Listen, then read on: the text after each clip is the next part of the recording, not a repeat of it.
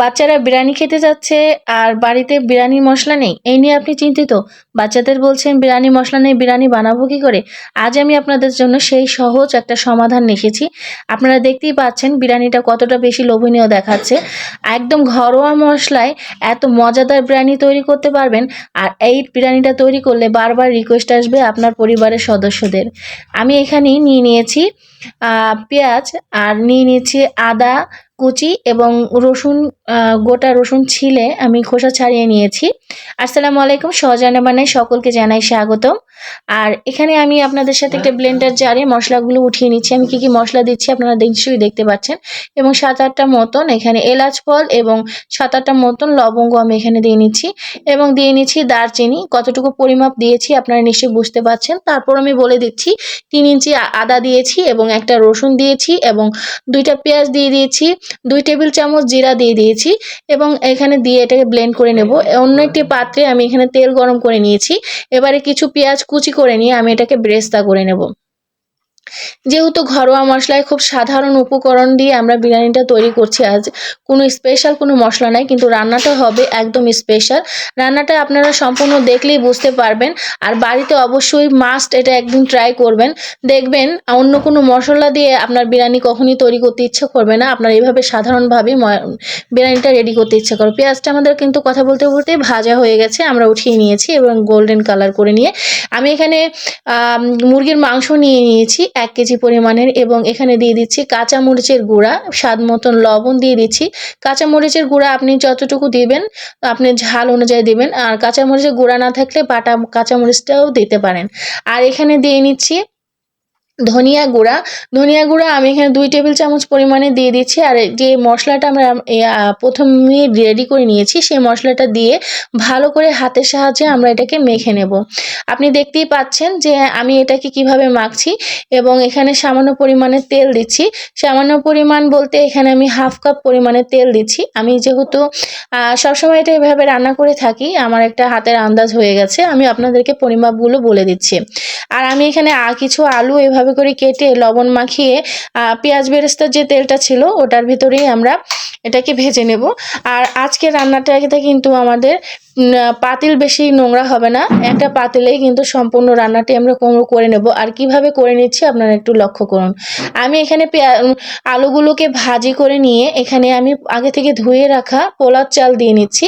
পোলার চালগুলো তেল অবশ্যই সেই আগের তেলটা দেখেন, আমি একটা তেলে কিন্তু কতগুলো কাজ করে নিচ্ছি। স্টেপ বাই স্টেপ আপনারা যদি এভাবে করেন দেখবেন আপনাদের তেল মশলাও কিন্তু কম রাখবে আর খেতেও কিন্তু অনেক মজা হবে। পোলাওগুলো যখন ভাজতে ভাজতে যখন চালটা এরকম ঝরঝরে হয়ে যাবে তখন আমরা এর সাথে গরম পানি অ্যাড করব। আজকে আমি আপনাদের গরম পানির একটা রেশিও শিখিয়ে দেব। আর এই বিরিয়ানিটাই আপনারা এভাবে করেই রান্না করবেন আর দেখবেন আপনার পোলাওটা কত সুন্দর ঝরঝরে এবং পারফেক্ট হবে। এই যে আমি এখানে আমার যে খুন্তিটা আছে এটা আমি এখানে এর মধ্যে ডিপ করছি এবং আঙুলের ধরে আমি এই যে 3 কর পর্যন্ত আঙুলের, আপনারা নিশ্চয়ই বুঝতে পারছেন, 3 কর পর্যন্ত যখন হয়ে যাবে তখন ওটা আমি একটু হাত দিয়ে একটু মার্ক করে নিচ্ছি, দিয়ে আবার ডিপ করে আপনাদের সাথে দেখিয়ে দিলাম। এবার এখানে স্বাদ মতন লবণ দিয়ে দিচ্ছি। আর এই যে কালো কালো এগুলো দেখতে পাচ্ছেন এটা পেঁয়াজ বেরেস্তা যে আগে তেলে ভেজে নিয়েছিলাম ওটা দিয়ে নিচ্ছি। এবার এখানে আমি 1 কাপ পরিমাণের এখানে দিয়ে দিচ্ছি এখানে 1 কাপ পরিমাপের দিয়ে দিচ্ছি গরম দুধ। গরম দুধটা আপনারা দেখতেই পাচ্ছেন। এবার আমাদের 3 কর থেকে আরেকটু বেশি চলে এসেছে, আপনারা বুঝতে পারছেন কিনা আমি জানি না। এবারে আমি এখানে দিয়ে দিচ্ছি গাজর। আপনারা হয়তো বা অনেকেই ভাববেন যে বিরিয়ানিতে আবার গাজর কে দেয়, আপনারা চাইলে এটা স্কিপ করতে পারেন, তবে এটা দিলে স্বাদটা একটু বেশি আসবে, যেটা একটু অন্যরকম। আমি জানি না ইউটিউবে কেউ এভাবে আজ পর্যন্ত আপনাদের সাথে বিরিয়ানি শেয়ার করেছে কিনা।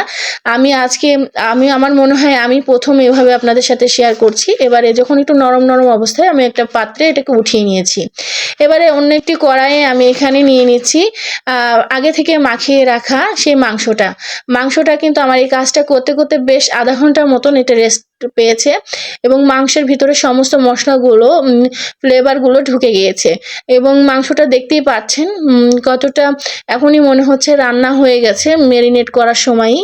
আর মাংসটা আমরা সামান্য একটু পানি ধুয়ে অল্প পানিতেই কিন্তু অল্প মিডিয়াম আঁচে আমরা এটা রান্না করে নেব এবং এখানে 3টা টমেটো বড় বড় সাইজের টমেটো আমরা দিয়ে নিচ্ছি।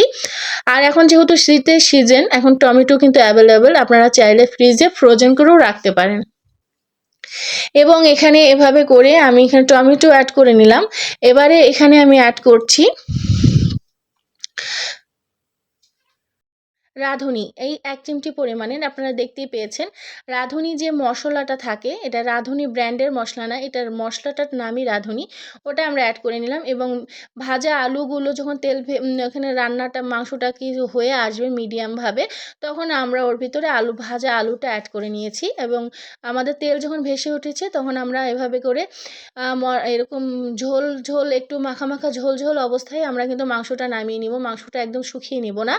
এবং এর সাথে একটা পাত্রে আমরা এখানে ঢেলে নিয়েছি এবং পেঁয়াজ বেরেস্তা দিয়ে নিচ্ছি এবং দিয়ে নিচ্ছি সেই আগের থেকে রান্না করে রাখা পোলাও ভাতটা। পোলাও ভাতটা কিন্তু আমরা এখানে বেশি তেল অ্যাড করিনি, নিশ্চয়ই আপনারা বুঝতে পেরেছেন। এখন আমি এটাকে দিয়ে আমি এভাবে ভালো করে এটাকে ছড়িয়ে নিচ্ছি এবং এর সাথে আমি একটু ফ্রুট কালার অ্যাড করেছি দেখার সৌন্দর্যের জন্য। আপনারা ফ্রুট কালার যদি না থাকে আপনারা এখানে চাইলে হলুদ রং কিংবা এখানে হলুদ ইউজ করতে পারেন, রান্নার যে হলুদটা। আপনারা অনেকে মনে করতে পারেন যে এখানে অ্যাড করলে গন্ধ আসবে, কোনো রকমই গন্ধ আসবে না, বরঞ্চ একটা হলুদের একটা সুন্দর একটা ফ্লেভার আসবে, আপনার বিরিয়ানির টেস্ট কিন্তু বাড়িয়ে দেবে। আর এখানে কিন্তু এভাবে দিয়ে কাঁচামরিচ দিয়ে আবার ডিপ করে নিয়ে আর ওই দুধের মিশ্রণ আর ওটা দিয়ে আমি এটাকে দিয়ে নিচ্ছি। আর আপনারা দেখতেই পাচ্ছেন এখানে দুধ আছে এবং কেওড়া জল, গোলাপ জল দিয়ে আমি স্টেপ বাই স্টেপ দিয়ে নিচ্ছি। অবশ্যই লিকুইড দুধ, কেওড়া জল এবং আমি যেটা বললাম যে হলুদটা আপনারা একটু এর সাথে গুলিয়ে নেবেন এবং দিয়ে এভাবে করে স্টেপ বাই স্টেপ দিবেন। আর স্টেপ বাই স্টেপ আপনারা পোলাওটা এরকম করে ছড়িয়ে দিবেন।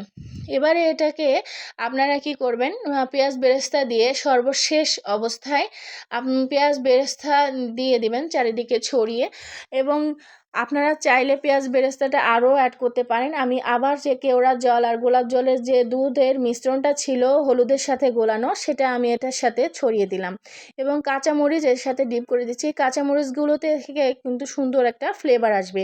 আপনারা চাইলে এখানে কিশমিশ কিংবা বাদাম দিতে পারেন, আমার ছিল না আমি তাই দেই নাই। আমি এখানে একটু জাফরান রং একটু পোলাও ভাতের সাথে মাখিয়ে নিচ্ছি। এবারে এটাকে আমি একটু ভাতের ওপরে ছিটিয়ে দিচ্ছি, এটা দেখার সৌন্দর্যের জন্য, এটা কোনো টেস্ট আসবে না, আপনারা চাইলে এটা স্কিপ করতে পারেন। আর রেসিপি সংক্রান্ত কোনো প্রশ্ন থাকলে আপনারা আমাকে ইনবক্সে করতে পারেন প্রশ্ন, আমি আপনাদেরকে উত্তর দেওয়ার চেষ্টা করব। এবার একটি ঢাকনা দিয়ে ঢেকে ছিদ্রটা, এরকম যদি ছিদ্র থাকে ছিদ্রটা বন্ধ করে আধা ঘন্টার জন্য এরকম অল্প আঁচে, একদম লো আঁচে আমরা এটাকে রেখে দেব। এটা দমে যখন থাকবে একটা সুন্দর একটা ফ্লেভার ছড়াবে। আর যাদের এরকম মোটা তলানি বিশিষ্ট পাতিল নেই, তারা কিন্তু এখানে আপনারা একটা তাওয়া দিয়ে অন্য যে কোনো পাতিলের তাওয়ার ওপরে দিয়ে চুলাটা মিডিয়ামের একদম আস্তে রেখে, লোতে রেখে আধা ঘন্টার জন্য রেখে দেবেন। আর দেখতেই পাচ্ছেন আমি এখানে সার্ভ করে নিয়েছি, দেখতে এটা কতটা বেশি লোভনীয় হয়েছে। আর নিশ্চয়ই বলার কোনো অবকাশ থাকে না। আর এটা একদম এই বিরিয়ানিটার একটাই বৈশিষ্ট্য যে আপনার মাংসগুলো একদম জুসি জুসি থাকবে আর ভাতটা একদম মাখো মাখো থাকবে।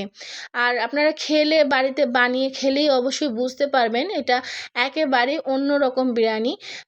সাধারণত দেখা যায় বড় বড় রেস্টুরেন্টে কাচ্চি এরকম দেখা যায়, আমাদের এই চিকেন বিরিয়ানিটা কিন্তু আজকে এরকম হবে। আর সহজ রান্না বান্না মানে আপনারা জানেন সহজ কিছু, আপনারা জানেন সহজ রান্না বান্না মানে কঠিন রান্নাগুলোকে আপনাদের সামনে সবসময় সহজভাবে উপস্থাপন করার চেষ্টা করি। আর দেখতেই পাচ্ছেন আমি আপনাদেরকে একটু নেড়ে নেড়ে দেখাচ্ছি এবং কতটা বেশি পারফেক্ট হয়েছে। পোলাওগুলো একদম ঝরঝরে হয়েছে এবং পোলাওগুলো কিন্তু একদম মাখো মাখো, কিন্তু একদম একটা সাথে একটা দানা লেগে নেই এবং মাংসগুলো সুন্দরভাবে, এটা আমাদের মাংসগুলো খুব সুন্দরভাবে রান্না হয়েছে, এতে করে খেতে কিন্তু অনেক বেশি মজা লাগবে। আর ফ্লেভারে কিন্তু বাসা কিন্তু চারিদিকে মোমো করছে। আমি আর দেরি না করে এখানে আমি নিয়ে নিয়েছি সালাদ। খেতে বসে গেছি এবং এর সাথে আমি একটু টেস্টিং সল্ট দিয়েছিলাম। আমি বলতে ভুলে গেছি। আপনারা অবশ্যই টেস্টিং সল্ট দিবেন ১ চা চামচ পরিমাণে। বিসমিল্লাহ। এটা খেয়ে দেখি এবার। খেয়ে আপনাদের সাথে আমি শেয়ার করছি কেমন লাগছে।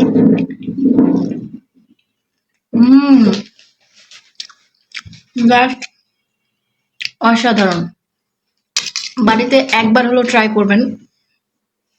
ঘরোয়া মশলায় যে এতটা মজা করে বিরিয়ানি তৈরি করা যায়, আপনারা তৈরি না করলে বুঝতেই পারবেন না।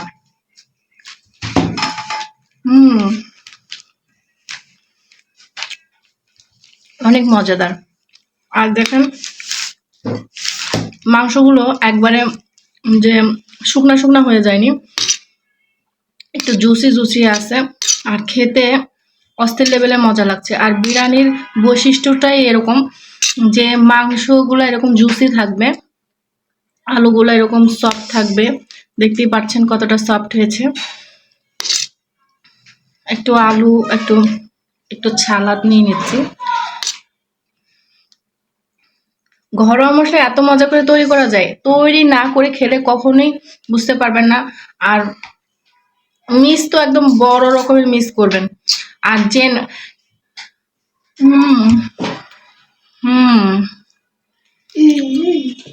অনেক টেস্টি। এখানে কিন্তু আমি খাচ্ছি না, আমার পাশে আমার 2 বাচ্চাও খাচ্ছে এবং খুব মজা নিয়ে খাচ্ছে। আর যদি রেসিপি ভালো লাগে খেয়ে তারপর আপনারা আমাকে ফিডব্যাক জানাবেন যে কেমন হলো রেসিপিটা। তাহলে কিন্তু লাইক সাবস্ক্রাইব কমেন্ট করতে কিন্তু ভুলবেন না। আপনাদের ফিডব্যাকের অপেক্ষায় কিন্তু আমি রইলাম।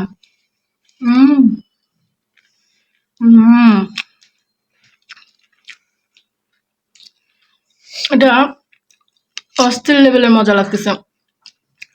আর বিরিয়ানির মধ্যে আলু না হলে তো এটা মানে বড় রকমের কিছু নাই।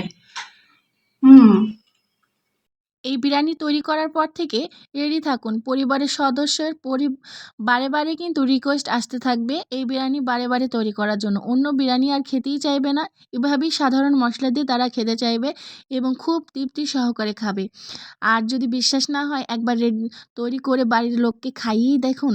আপনি এই বিরিয়ানি বানাতে বানাতে বিরক্ত হয়ে যাবেন, তারা খেতে খেতে নয়।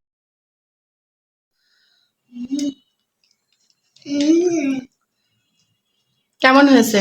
খুবই মজা হয়েছে। আন্টিরা কি ট্রাই করলে ওটা কি টেস্ট পাবে আম্মু?